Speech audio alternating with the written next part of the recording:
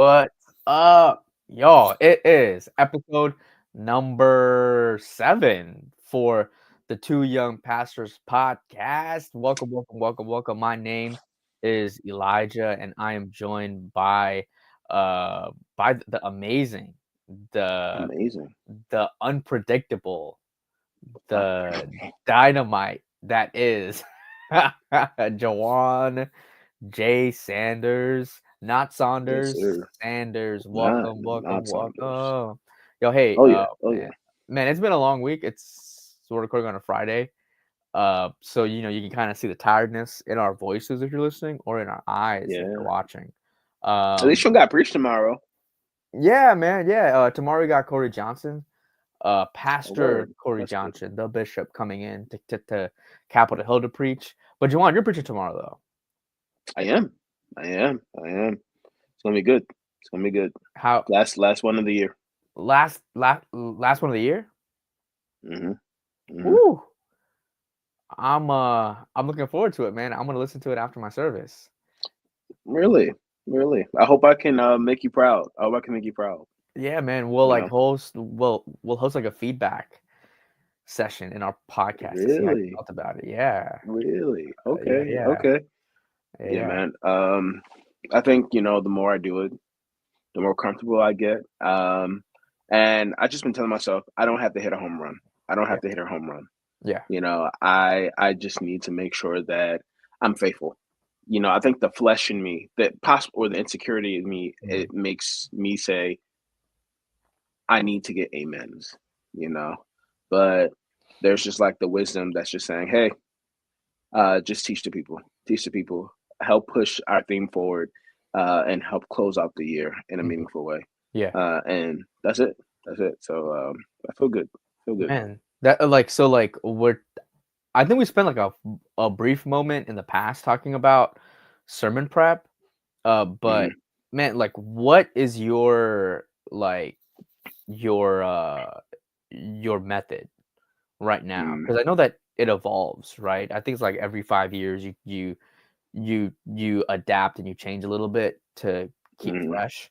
But what's your method right now? Like, do you have a topic in mind for topical preaching where you pick a topic and you go through it, or are you more like textual or narrative? From what I hear, man, you're a great narrative speaker. So I do prefer narrative preaching. I love a good mixture of narrative and topical preaching. Um, I will take a topic and I will do my very best to fit that topic into what the text is saying. As much as possible, I try my best not to force the text to say something that it's not saying. Yeah. But there will be times where I will say, "Hey, this is not necessarily what the text is saying, but I want to pause and I want to make a couple of points real quick before right before we get back into what the text is saying." Mhm. And so I love being able to go and see what a story is saying. I think stories are great ways for you to um, just teach the Bible. It's a very great way. It's no better way to talk about principles than to see Yeah. how they show up in certain stories. And so when it relates to my process, I always love to figure out, what is something that I'm passionate about right now. Um, because in order for you to, as I was just watching a sermon where he was talking about something that my teacher said. Myron Emmons was talking about something that Dr. Wesley Knight, he taught me for undergrad. He said, whenever you preach, you always have to have a burden. There always has to Mhm. be something that you want to get across to the people. Mhm. And so I found that even for me, I have not preached well when I was not passionate, or when I did not necessarily have a heart for what it was that I was actually talking about. That's And so good. um, I think I was just at a conference where a person was just like, "Listen, it's possible that you actually did not get that word from God, and technically, if you didn't get that word from God and you're Mhm. not passionate about it, but you were just speaking it, Yeah, yeah, yeah, yeah, yeah, technically, yeah. you could be considered a false prophet." You know, Ooh. and I said, Ugh, ugh, that's hard. That hard. I don't know how I feel about that just yet. I don't know how I feel about Yeah. that just yet. Um, but I you mean, know, without thinking about it, it sounds good, but uh, yeah. I'm with you. So you know, um, finding what it is that I'm passionate about. You should never preach about something that you can't connect to, in some way. So that's me. And then throughout the week, I'm typically like processing through, what are the points that I necessarily want to make. Um, I always love, and this is another thing that Dr. Knight taught us in undergrad. He said, find the tension within the text. I Mhm. love finding tension, um, Ah, and finding ways to just make that tension relevant to people who are living now. Because yeah, more than anything, we're messy people. yeah, We love mess. We love drama. And so finding out what the tension is and then really being able to unpack why this is actually a problem, why this is bad. And so I typically like to find two tension points, 2 to 3 tension points. It depends on um, how much the text gives. And so finding a couple of tension points. And mhm, then after that, provide the solution, essentially the hope, the instruction, possibly the rebuke, mm, for those tension points. So identifying the problem and then identifying the solution found in God, or found in God's ways for the people, so that we can walk away having encouragement, having guidance, some teaching on how we can live, how we're supposed to live, and what are possibly some promises that God has for us, depending on the type of sermon it is. yeah, Because I think a lot of pastoral preaching, very much so, is this is how we're supposed to live. mhm, And so yeah, I think that's it. And I really need to work on how to land the plane in terms of appeals. yeah. Um, by the time I get to the appeal, I'm kind of sort of just burnt out. Like, all right, I'm tired. I'm tired. But yeah, definitely. I think that's really it. So Mm, that's really like how I approach okay. it. That's how I approach it right now. What about you? Yeah, How do yeah, you yeah. approach it? No, man. I have like well, like it's kind of dualistic in nature, where Mhm, sometimes the topic or the scripture is given to you, or the theme is given to you, and you kind of find what scripture kind of works within the theme, mhm, and then you go ahead and do it. I like um, expository sermons, mhm. going into the text and then digging out what the text has to say. Um, I think the a default I think of most people is topical sermons, Mhm. but those can be very um what's the word uh ISO no Dangerous? no not I not suggest. Oh, they can be dangerous because they certainly can. mhm. Depending on how you approach it, you can lean into eisegesis a lot. Eisegesis, yeah, right. Yeah, So like it's like, hey, this is like you read John 3:16, right? yeah. And then you go into all the reasons that God is going to judge the world, right? Like it's like topical sermons, right? It's like, for I come not to like judge, like, well, if you don't accept God's love, right, then you're gonna be judged, and they kind of right. So you can kind of twist the texts in topical sermons. So I've been really People doing are taught to do that, man. yeah. People are really Mhm. taught to do that. So, what have you been doing instead? I've been doing my best to do expository sermons. So trying my best Mm, to kind of go through the text and seeing what God has to say, what the text means for the people of the time, and then after giving what the text means for that people of the time, saying, "All right, this is what the text means. What the author was trying to say to this people at this certain time. This is mhm, what the text is saying. This is the main idea." And then from there, trying to apply it verse by verse into our life mhm, today.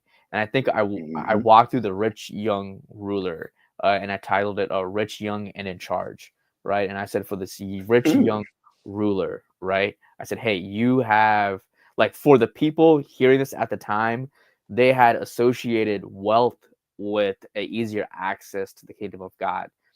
And what Jesus was trying to teach them is that you didn't need wealth to get into the kingdom of God. And at the same time, being poor was not an automatic ticket Mhm. to the kingdom. He was teaching them that being a follower of him was the ticket of getting into the kingdom of God. So I was like, hey, like that's what he was trying to teach. His disciples were poor because of him, right? Mhm. They had their own businesses, so he had to reteach them in their mind that, hey, you gave up all these boats, all the nets, the businesses to come and follow me. Yeah.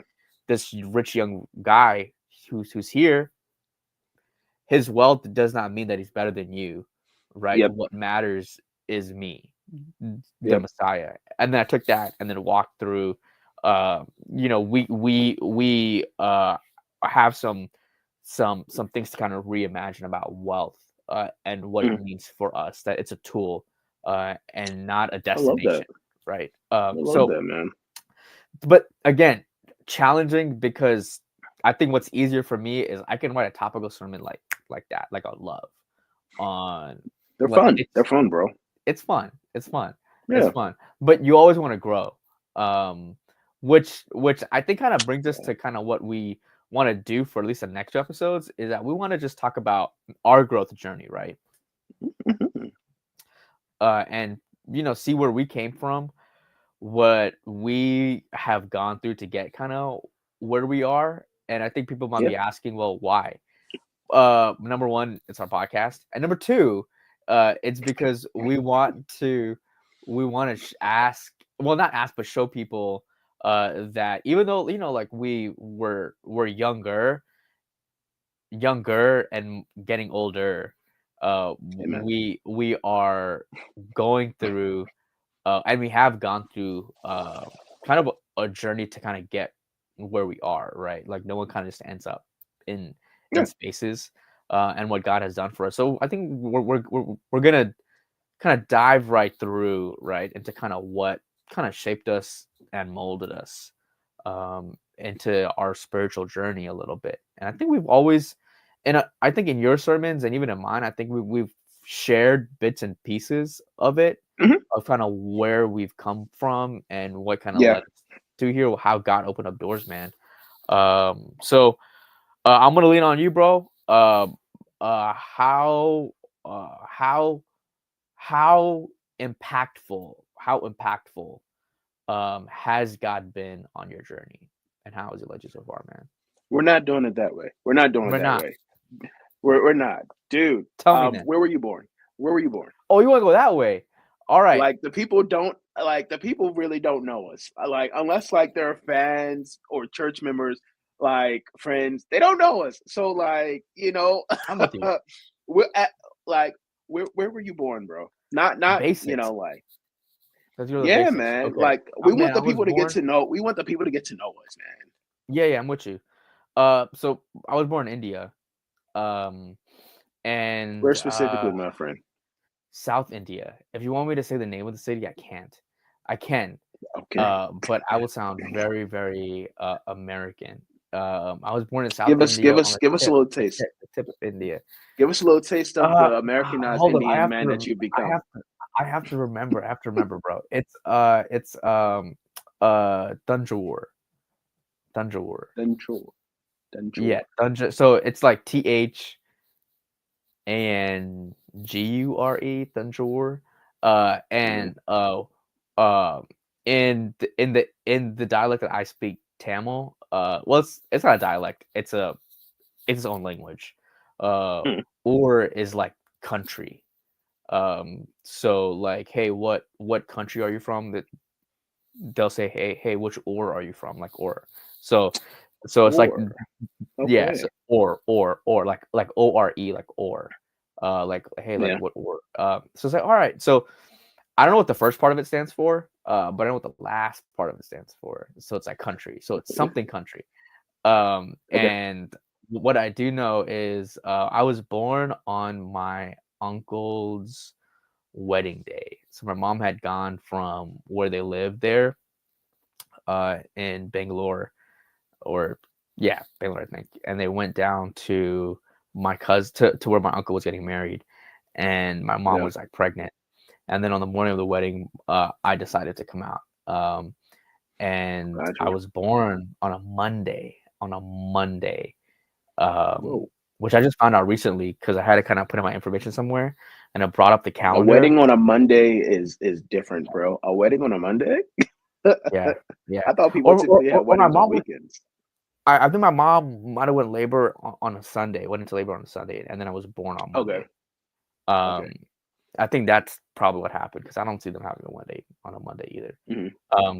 But I think that's what happened because I went back and I checked and I'm a Monday baby, bro. I'm a May baby. I was born in May. Yeah. So I'm just like so yeah. So and then I migrated. So my dad was offered a job here in the States when I was like 2, and then Yeah. migrated over to 2.5, and lived in Maryland ever since, bro. So if you're Silver wondering Springs, right? why, yeah, Beltsville, Silver Spring area. Um, Yeah. So you're a yeah, county boy. Prince George's Suburbs, County, suburbs boy. Yeah. Prince George's County. Yeah, Yeah, yeah, man. yeah. Understood. I'm thinking county because they're like growing up in the city. Uh, you could always tell the difference between county kids versus city kids, and so Yeah, that's why I'm saying county. But it really is suburbs. Like it's the still like suburbs. suburbs, Yeah, suburbs. yeah. So So got you you. said But you came city over very early. very Yeah, yeah, early, yeah. man. Like I don't remember anything. Like I see Bro, myself in because I pictures. wanted to ask. I wanted to ask, like, what was it like? But I mean, like, you came over very, very early. So, I'm not the person. Like man, there's a term for people like me, that like mm, have forgotten the culture a little bit. hmm Uh, American born something. Like it's like hmm it's it's not a good word if you're called that. Oh, Like specifically, like when you're Indian and yeah, you've assimilated to American culture. yeah, or like not assimilated, but like forgotten. Or like I feel like assimilated was a very like a very nice way without like. you've like, cause like yeah, you're that like sanitizes the word. It's like you're Yeah, you're man. like you don't know anything in terms of like, cause like I know the history. Like I'm a history Mm, guy, so I know the history. But in terms of like cultural practices and like I can cook the food, but if you yes, ask for me sure. where on the map the tomatoes are from, I have no idea. Like where on the map the chilies Yeah, come from, there's significance of it. I'm like, I have no idea, but that's I all can right. put it in a bowl and make it taste good, right? Amen. Like I have all that jam packed.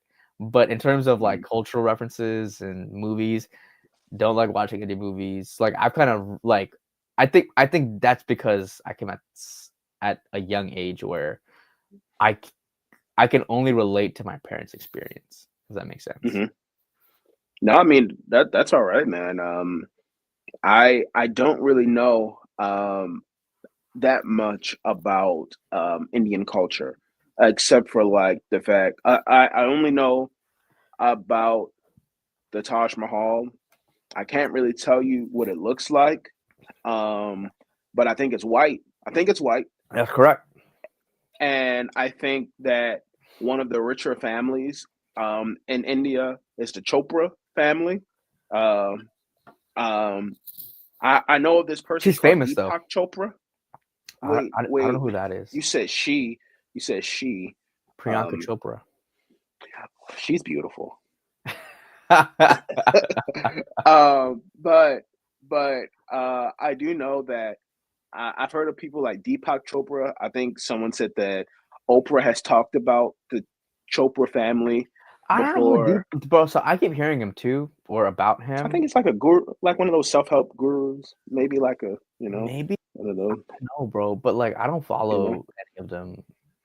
Any of them. But so here's like a distinction that I'm not sure a lot of people might know. But like if you were raised Christian and hmm you're ethnically Indian, um, yeah, there's a disconnect. It's not a lot of a mm disconnect, but there's traditionally like a not a like a major disconnect, but because you don't follow those practices, sometimes there's a disconnect between the mainstream, which is Hindu, uh, uh, Hindu, um, and those of us that were raised Christian. So you can see the like kind of like a cultural True. like uh distinction there a bit. And I'm not so I'm Indian, I'm Christian, and I was raised here in the United States. So Yeah, you're like like far removed.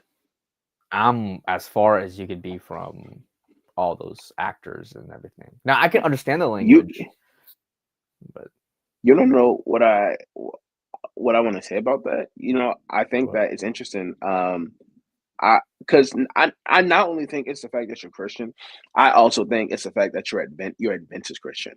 Yeah. I think like Adventist culture has a way of of separating you from your culture a little bit, Mhm. and I don't like pushing you into white culture a little bit more. And I say this because like I'm black, African American, um, and grew up in the hood, and yet because of church, I had experiences like Pathfinders, Yeah. and Pathfinders is literally just a very it's the Adventist version, the Christian version, the Adventist Christian version of Boy and Girl Scouts. Yeah. And so like for all intents and purposes, that is very white. And so like we we have a lot of experiences where that stuff like that happens.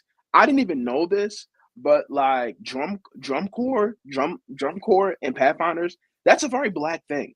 I thought that Yeah. all Pathfinder clubs, No. had drum corps. And then when I went to the International Camporee, I saw that the only individuals who do drum corps are black people. And I said, stop playing games. Like this is insane. But like this is how that's how we add our flavor, to Pathfinders, which is very, Eurocentric in nature.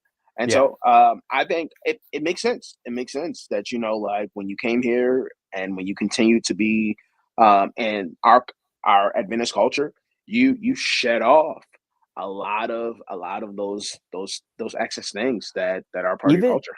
even in India, so like my family were like raised Adventist, right? So we were raised Yeah, in the church. I yeah. think third or fourth generation Adventist. So we've been in the church for a Dang. while. And You're you can missing see out the on all of the festivals.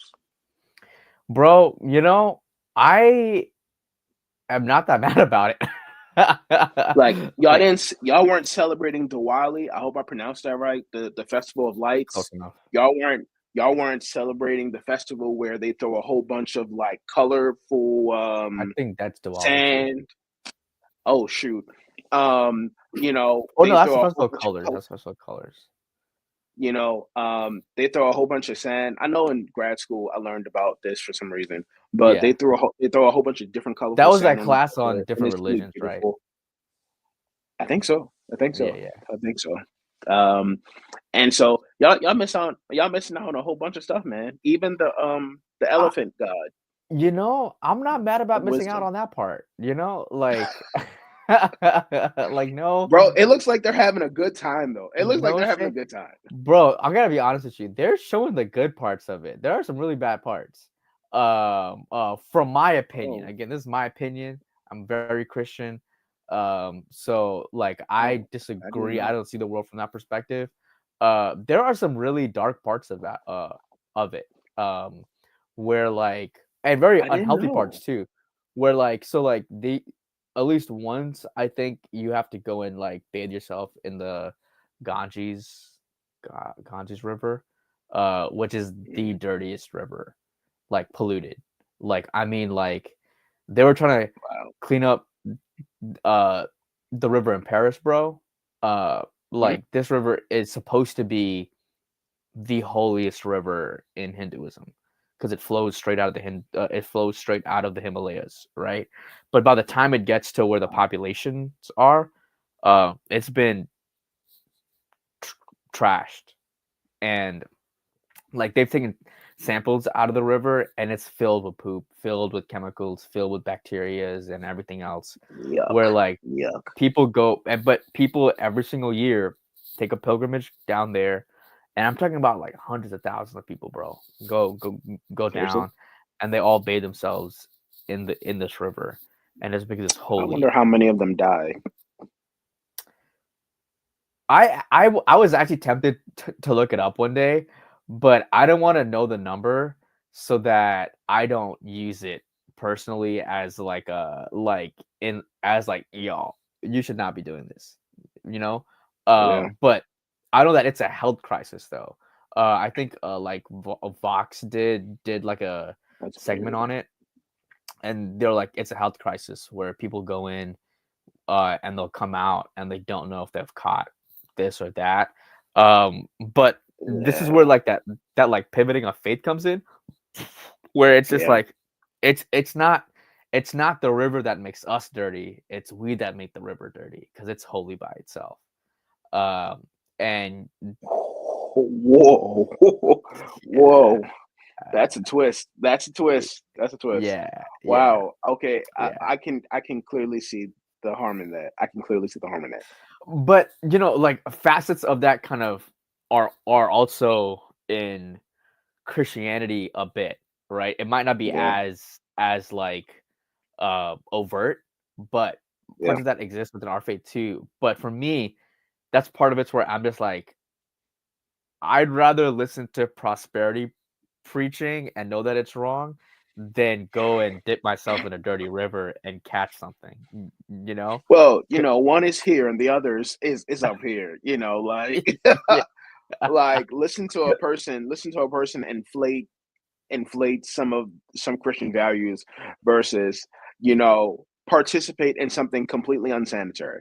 Like Yeah. Yeah. Yeah. that here, Yeah. here And then versus here.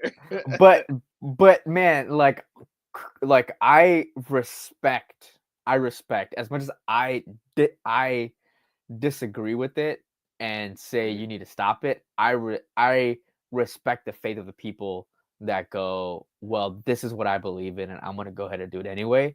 Like I respect them. Now, do I think the government should stop them? No, because they're their own people, right? They have their own rights to go and do Mhm. what they got to do. I think the government has to make it cleaner, right, so that they can go ahead and practice out their faith. So like I'm like very supportive in terms of if that's what you believe, go out of your way to make sure that things are Mhm. sanitary and clean, so that you can practice your faith. But this is I think another part of it that I'm glad that I kind of left that space is Mhm. because it's very hostile to other religions. Um, so like I think even Yeah. if you were Muslim or Christian, you were kind of segregated out. Now they hated the Muslims more, Isn't and they that still do. why Pakistan became like its own territory? Pakistan, yeah, yeah, yeah. So they had to split it. Pakistan? Yeah, they had to split it because like Hindus just did not like Muslims, and that goes back centuries, right? Yeah. Where the subcontinent was invaded from the north. Understood. So I know my history, bro. Like I know my history, right? Yeah. But in terms of like the cultural stuff, I'm not good. But it goes back Yeah. generations of why they're not um able to coexist. Yeah. And then the introduction of Christianity through colonialism Mm. was another factor that brought in Mm. distrust. But that introduction of Christianity is the reason that my family wasn't saved.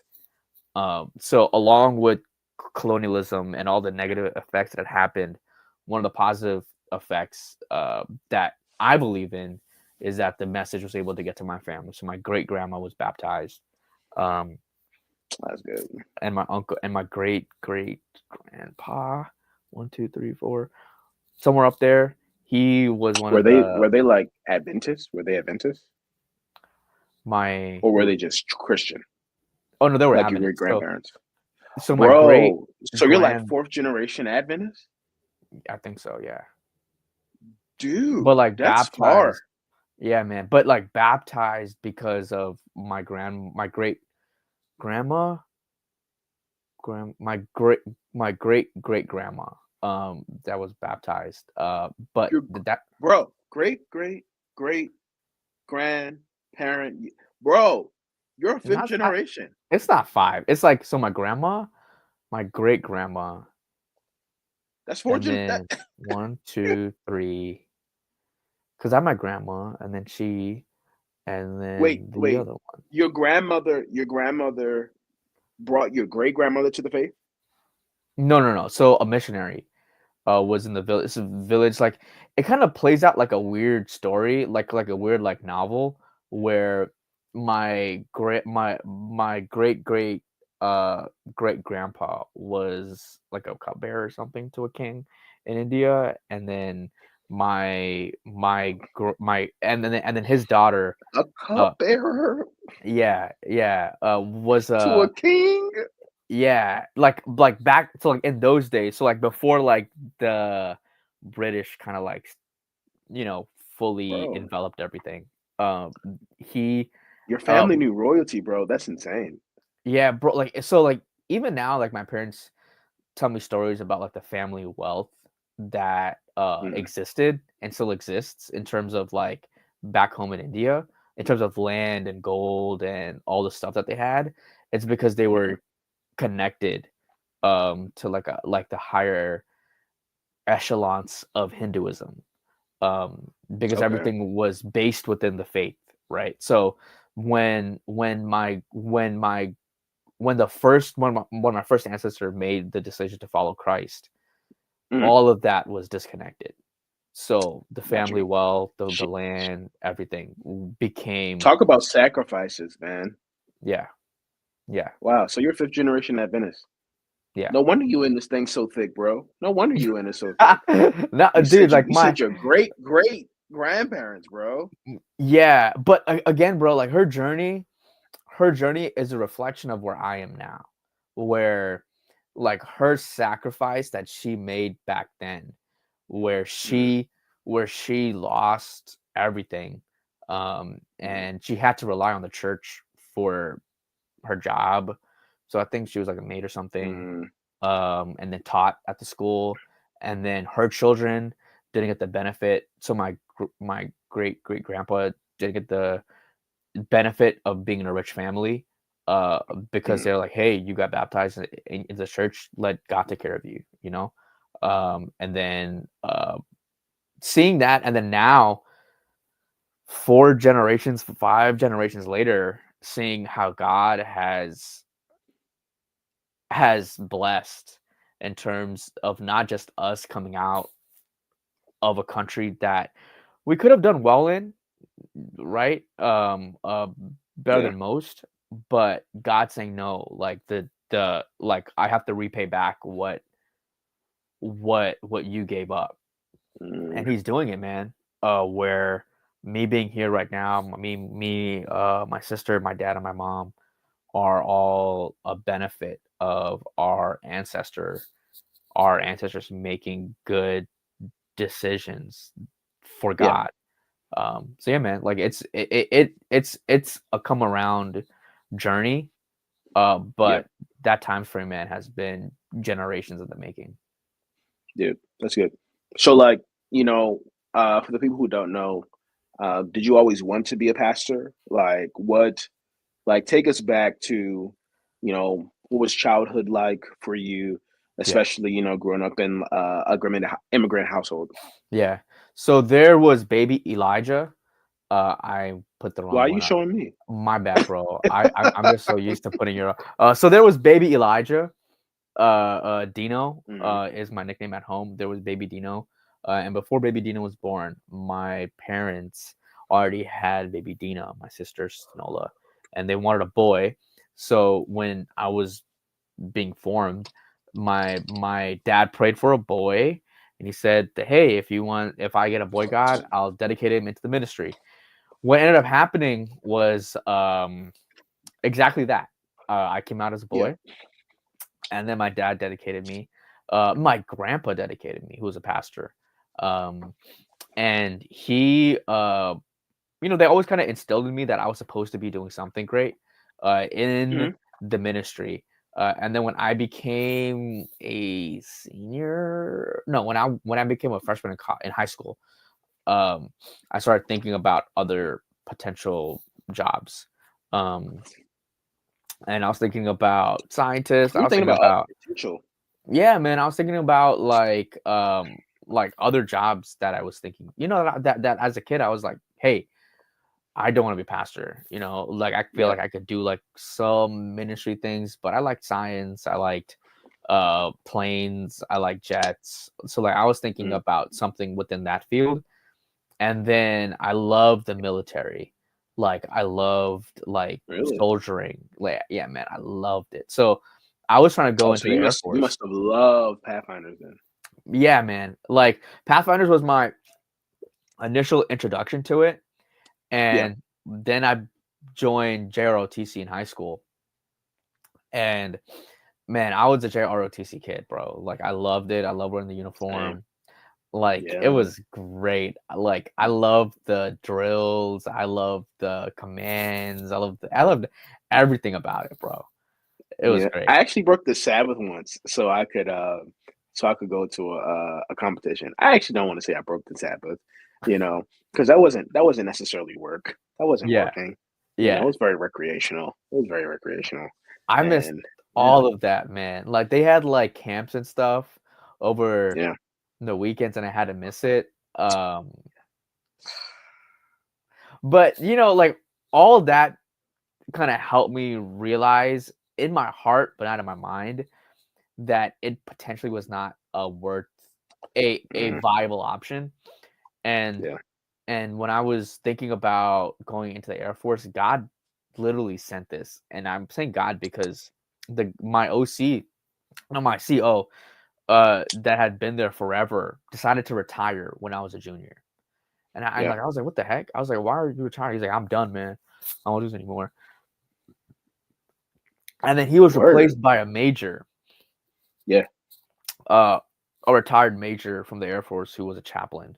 And the reason I'm saying Mhm. that is because that was the first time in my mind where I was like, wait, I could do ministry and be in the Air Force. So that was At the my same plan. time.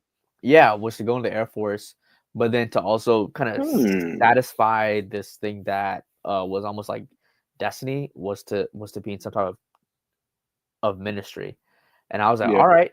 So that was the first like push that God gave was like, you're not gonna go into being a scientist, whatever. You're gonna go into this. Yeah. And I was like, all Yeah. right. So that was the first dial. And then the second dial was when I was kind of doing my college prep. Mm. I wanted to go to Maryland to go and get my degree and be an Oh, ROTC. you UMD? Yeah, yeah. Uh-huh. Okay. Because You said I wanted to go to Maryland, but yeah. you lived in Maryland, so I just had to make sure we were on the same page. Oh, sorry. I wanted to go to UMD to Yeah. do ROTC. So I was talking to like the general conference. I was talking to like the WU to see there's a Mhm. way to kind of do both, or I could take theo classes at WU but still be enrolled at Maryland type thing. Um, Oh, but okay. they were like, no, like you can only be enrolled at one place and you can't just, kind of like wiggle your way around. And then I talked to I was graduating from High Point I wonder why they told you that. because they want you to enroll at WU or at Maryland. Like they don't Yeah. want you to be like dual thing. So I talked to the chaplaincy ministry over at the general conference, and they're like, Mm, "Hey, it's better if you go to WU so that once you graduate and you go and you get your master's, we can just stamp you and you can go right into the Air Force." So they're like, "That's the easiest way to do it instead of going to Maryland. Then there's some mm, extra steps that you have to do, some tests you have to take, so that we can approve you to be a chaplain for Adventists." And I was like, "Okay." Second notch that God had, that moved it. And then a part of my coursework at WU was to intern at First Church, yeah. and First Church was like, First Church kind of gave me the idea of what a pastor would be like, and then from that, when I was graduating, Pastor Lisa Smith Reed, and First Church in Washington D.C. I could say God used them to open up the door for full time pastoral ministry because when I was interning there, I kind of learned everything, that I could Yeah. learn as an intern, but I didn't get an interview that was positive. So I spoke to everybody, Mm. bro. I spoke to Chesapeake, Potomac, New Jersey Mm. Conference, Pennsylvania Conference, the Blue Mountain Conference. I put everybody and the Allegheny East Conference, and they all said no. And that kind of goes back to some layers within our church that I think we can maybe improve on. What But you that mean? was another episode. In terms of hiring practices that are legal, um, uh, Huh? um, legal hiring practices. What are you Um, talking about? we'll cover that in another episode. But I went through that process. That was very, very based on who you know. So it's not based on merit. It's not based on Nepotism. it's favoritism. And this was everybody, bro. Um and I understand. Like I'll never say that it's horrible. I understand because once I'm here in the job, I realize that it's a lot of personal trust they put onto us. So unless someone can Yes. vouch for that person, I Yes. get it. I completely get it. Is there ways Very to true. improve upon it? Yes. Is it the best way to do it? No. But I get why it is the way it is. And Yeah. I went through the interviews and um none of them went well. I, I did well. I want to say that. I'm gonna say that. I did well. Like I answered all the questions. I knew all the answers. I had my resume like printed in a notebook, bro. So I went to Yeah. Staples and I got like those binder things and I like clipped them all into like a little book. So if you got my resume, it wasn't a paper. It was like you couldn't miss this thing. And Mm. they all said no. They did not care about that. They did They not care about that at all, bro. All they saw was an immigrant from. I'm joking. All they saw. Whoa, pause. like, We're not like trying to get fired. no, like they did not think I was a good fit, and a lot of them had the same response. Oh, we're full right now. We're not hiring. Well, kind of a lie. Um, and then what ended up happening was First Church. You're saying so much. You're saying so much right now. Like This is This is my story. This is my song. I'm joking. you thought you're throwing so much shade, bro. It's insane. You're throwing so much shade. Like it's not shade because it is what happened. It's facts, right? Like, yeah, but man. what ended up happening was, I told God, I was like, hey God, like I'm gonna go right into the Air Force, like with or without a sponsorship. And Yeah. if you want me to do this thing in ministry, you have to open up the door because I did everything you asked me to do so far, right? And Hmm. I sat down. Pastor Reed called me. Pastor Reed was like, "Hey Elijah, how things going?" I was like, "Oh well, they all said no." And then she was like, "All right, hold up." And then I think like 3 weeks go by, 4 weeks go by, like 2 months go by, and then I'm still interning at the church, right? Mm. And then she calls me, and then she's like, "Hey, we didn't want to tell you until it happened, but First Church sent letters on your behalf to the Allegheny East saying that we vouched for you and that they should hire you." And I was like, "You did what?" And then they said, "Yeah, like all the members like wrote letters and That's crazy, expect a bro. call." And I was like, I was shocked, bro. I was like, "What?"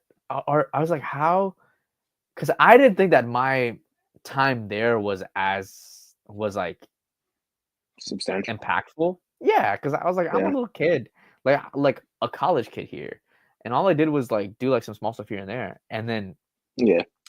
and then I got a call back from the Allegheny East, and they were like, "Hey, we got all these letters Exactly. from you, and we wanted to put you on a short list, Mm. to either get picked up."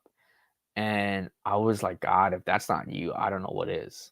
Hmm. So they were like, "Hey, like we're gonna go ahead and vote on it," and then I knew that I didn't make an impact the first time is because they completely forgot about who I was.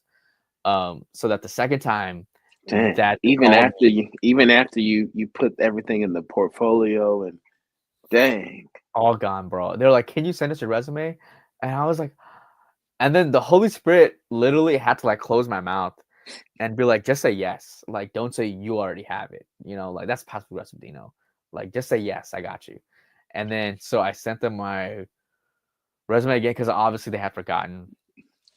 Um, and I had to go back and send it again, which is not a bad thing Bro. because at least this time I had someone vouching for me. And Yeah, when that happened, 2 months before seminary started, no, 2 weeks before seminary started, that's insane. um, I knew that I was picked up and I was getting sent to the seminary. And that was God, bro. And then ever since then, there have been some hard days, but I did not think I wanted to be a pastor. I did not plan for it, but God very carefully over the years kind of pivoted me towards it, where by the end, that was the only option that I could take. Bro, I'm happy to hear that. Like that's one of those real like I know I'm here because God like pushed me into this type of situations. But Why did why okay, go, I don't know what you're about to say, but I got questions for you. okay, so it's it's highly romanticized, Mm, um, because I can't express to you the amount of mm, struggling there was in between, you know? There was a lot okay. of struggle to be like, "I don't wanna work for the church," right? Like, in my Hmm. mind, because, again, being a 4th generation Adventist, my parents know how Yeah. the church works. So, I was Okay. grown and my grandpa is a pastor, all my cousins and aunts and uncles work for the church back in India, and they tell me stories, yeah. Fifth generation. 5th, yeah, yes, 5th generation. And they tell me all these horrible stories, right? And so in my Wow. mind growing up, I'm like, I never in my life want to work for the church because they're Wow. dishonest, they do this, they do that, and last thing I ever want to do is to work for the church. And I had to struggle with those ideas and those intentions that now I'm an employee of the church. Yeah. Um, which is very interesting because growing up saying I didn't want to and now that I am, those are You're struggles very that I don't protective. publicize. Yeah. Yeah, Yeah. yeah. Bro, why chaplaincy? Like why was that the route that I don't remember you saying that you were like in school to be a chaplain because I know we met in undergrad at Yeah, the leadership summit, conference at yeah. what's that thing called? Hagerstown, Hagerstown, Mount Etna. Mount Mount Etna. Etna. Yeah. I don't remember you saying I didn't even know that that was like on your radar. Um, but as I'm hearing it, it's kind of sort of just like, dude, um, I didn't know that you were considering chaplaincy. Yeah, And I guess it's kind of sort of just like I forget that everyone is not just in school to become a pastor. that's true. Um, because if you're not in school to become a pastor, you kind of sort of I don't want to say you get forgotten, but you are not a part of like that in crowd Yeah. at the at the university level. And so I what made you consider chaplaincy over even let's say teaching, being Yeah. a biblical teacher? Yeah, because that was the only position and role that I could see that mended my passion for the Air Force and my parents' desire for me to be in ministry. That was the Mm, only position open in the Air Force that mended both of those mm, areas together. So it was more of a means to an end than a desire to for. It was yeah. like, yo, I could be in the Air Force, and then my parents are gonna be happy that I'm a chaplain. Mm, Because it's kind of like pastoring in the Air Force. It has more stuff to it, but it's like, hey, like I'm pastoring the Air Force. They'll love it. I can live with it. My family will be okay with good it. point. let's go ahead and do it. Um, Good point. yeah. So that's the only reason I ever considered it. Mm. I'm Outside of shocked that they didn't let you like intern at like a hospital or something since you were trying to become a chaplain. I'm shocked that they said, "Hey, you got to intern at a church." That's interesting. so my I think my emphasis was pastoral ministry because that's what they said would Mm. work when you want to go get your master's. Is Oh, it's kind of helps you pivot through it, and they're like, hey, it opens up more options for you. Um, chaplaincy does not get no love, bro. That's so crazy. well, even back then, bro, like chaplaincy was not a major thing for people to go into. You're Um, right, like this was like but I 2014. think I think that because it's just I don't know if it comes with as many social benefits as being a pastor. You Yeah. know, like if you tell a person that you're a chaplain, it's just like, oh, that's cool. But if you tell a person I'm a pastor, it's kind of sort of like, are you man of God, Man, woman of God? cloth cut. You know, What? so understood, understood. So I mean, it seems like ultimately, uh, ministry for you, it was kind of sort of just like a God given thing that no matter what, God wanted you to be here, and so now you're here. Now that's the part that I disagree. Not disagree with, but kind of always push back on a little bit. If I had Really? said Tell me no, why. God would have opened up the door. Mm, okay. Like I think people always think about pastoral ministry as a man. If God wants you there, like He'll put you there. But it's like, well, what if you say no? Right? Like Mm, God, like I know that there's a call in my life, but I don't want it. Right? Like what happens if you say no? I don't want to be a pastor, and God's been asking you. He's gonna respect it. Along the way, I true. had I had I had every option to say no along the way. Like every door God opened, I had the option of saying, "Well, God, I saw the person you sent. Nah, I'm good. Like I still want to go and do this. I still want to go and do what I want to do in my life." And God, I think, would have respected it because that's who He is. He's a God of choices, and He's like, "Hey, Yeah. I open up this door. You have the ability to take the door or not." And I think it was because I was always raised with the notion that hey, like if something happens and you know that it's God, your best chance is to go with it. Yeah. Because the other option is I love traveling that, man. without God. Yeah, man. So Yeah. I'm I'm I here really because love God that. opened up the doors, yeah. And I think I was faithful enough Mm, to kind of allow him to work in it, even through all my dysfunction. Like yeah. God worked worked with me. I really love that. And so I guess like now that you've been pastoring for some time, you know, what do what would you say is like your why for why you are in ministry? And of Yeah. course, I'm pretty sure it's going to evolve over time, but it's just like, what really wakes you up and gets you passionate about the work that you do? The people, bro. The people. Seeing Mm, transformation in people, and not just like mm, regular transformation. I'm talking about trajectory transformation, where mindsets mm, are changed, lifestyles are changed. Uh, like seeing the shift that happens. Like there's this young man in our congregation, Jason, who was mm, baptized recently, right? And Jason is one of the people that when I think about what being a pastor looks like, and one of the overall ideas and motivations of continuing, right? Like he is one of the reasons why I still want to be a pastor is because when people accept and allow Jesus into their life, there is a transformation that is not just in the spiritual but in the physical, where yeah. their trajectory is now, it replaces hopelessness with hope, right? Hmm.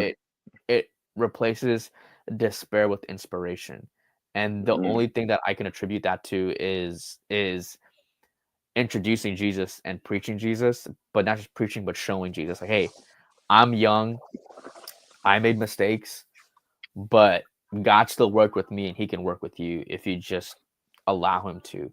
And that's what that's keeps me good. working, bro. And on Sabbath mornings, waking up and going to church on Monday morning, waking up, studying, and being faithful in the tasks that I'm assigned to, bro. That's what keeps me going. Is the hope that God brings, but not just the Mm, hope, but the real life transformations that He brings and that He allows me to be a part of.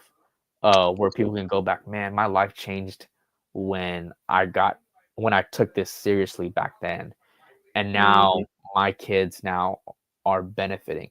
Like what my so Hmm. this is the last thing I'll say. My goal is to replicate what God did for my family. Like my goal is to replicate it where, hey, hard decisions had to be made by somebody within my family line, but because Yeah. they did it, and then those decisions were repeated, right? Wow. You might actually end up moving to Berrien Springs. That sounds like a really hard thing. Dude, A sacrifice that you got to make. in And God's retirement, gonna bless you in up there. retirement, He's in gonna bless you retirement, up there in the cold, bro. in It's gonna retirement, be a blessing. in retirement. Like I think God and I could talk, where I'm like, hey God, if You Barrier you just Springs, said trying to replicate what happened with your parents. You yeah, know, make it a monumental shift from and they India had to all the talk. way to Bro, I made America. a monumental You know, shift from Greenbelt to Beltsville, Maryland, bro. From Greenbelt, Maryland, from Greenbelt, Maryland to Beltsville, Maryland. You know, I went half an hour down the street, bro. Like I feel like that's a monumental shift. Ah, understood, understood. Yeah, I think that's excellent though, man. You know, it's essentially like you're trying to redo what God has done. So I think that's good, dude. I yeah, really do. yeah. I really do.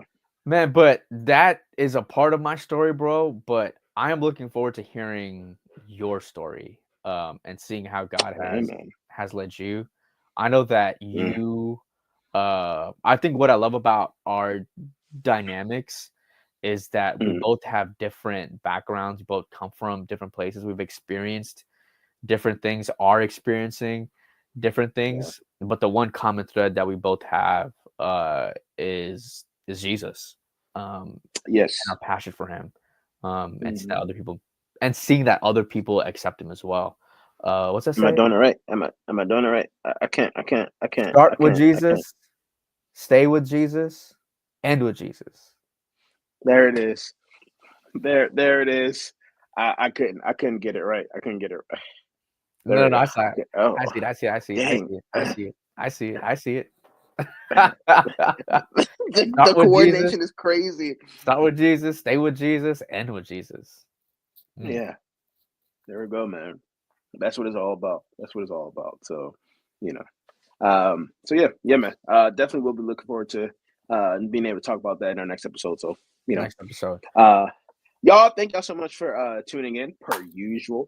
Hope you enjoyed today's episode and hope you learned a little bit more about Pastor Elijah. Yeah. And if there is anything that we got wrong, especially about Indian culture, even though Elijah's obviously a hater, I am not a when it hater. comes to their religious practices, when I I learned about respect. Diwali, it seemed like a great time. It seemed like a great time. That's if It is. It's I don't fun. really know. You The know, food's great. um, I think we can appropriate it. We can appropriate it. Hey, Figure out a w- way to we do something are Christian with more it. than You know, conquerors, so we can you assimilate know. everything. If there is anything that that colonialism has taught me, it is that you can take what other people are doing, Yeah. do it, and then rebrand it, Yeah. in Christian terms. And so, Yeah. like, that's that's And that's that's all not I'm saying. appropriation. No, it's No. colonialism. Yeah. More like imperialism. And so, yeah, but definitely hope that you guys enjoyed. Please remember to like, share, and subscribe Mhm. to the Two Young Pastors podcast. Make sure that you follow us on YouTube. Make sure that you follow us and subscribe to us on Spotify. Yes, we're on Spotify, and we will soon be on We are. iTunes, We are on Apple Podcasts as well. Apple Podcasts. So please make sure that you join us there. Send this to a friend who you think will be interested in listening to it, especially if they are a believer, so they can learn more about us. And it'll be nice to see you all next time for episode number 8. So with that being said, please enjoy the rest of your day. Yes. Peace. See you guys.